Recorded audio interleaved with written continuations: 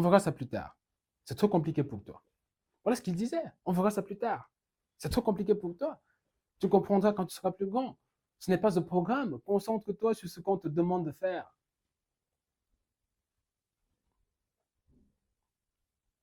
Voilà. Voilà. Voilà le intellectuel. Il est là. Voilà le... Souvenez-vous, je ne peux pas le dire. Voilà le intellectuel. Il n'est pas spectaculaire. Il n'est pas violent. Il n'est pas intentionnel. Mais il est dévastateur. Juste, ce n'est pas au programme. La curiosité est le moteur premier de l'apprentissage humain. C'est documenté. Ce n'est pas une métaphore.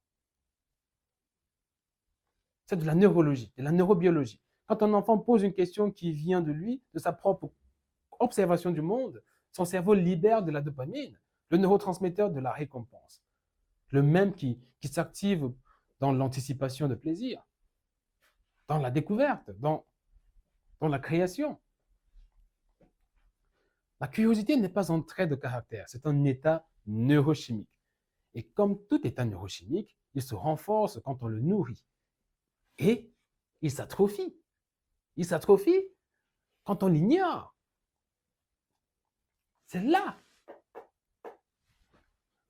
Donc, chaque fois qu'on dit à un enfant, ce n'est pas un programme, on coupe le circuit dopaminergique de la découverte. On lui apprend que sa curiosité naturelle est un obstacle et non point une ressource. Pourtant, c'est évidemment une ressource. Faites ça assez souvent. Et l'enfant apprend à ne plus jamais poser de questions.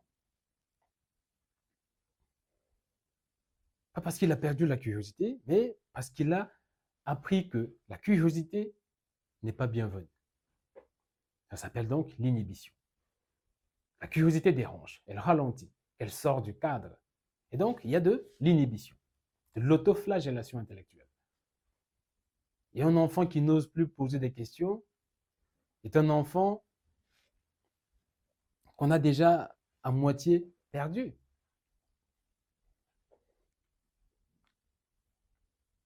Alors, la théorie de l'esprit souverain, qu'est-ce qu'elle propose concrètement?